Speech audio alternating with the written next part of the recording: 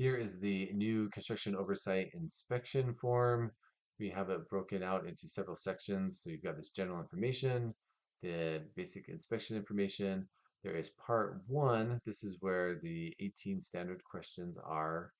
It's really nice. The new form, yes, me is set to be compliant and no is not compliant. Before there's a mix on the old form, so that's really nice. And so we've got all these defaulting to yes, and so you'll be able to come in here and quickly identify which ones are not compliant and mark those.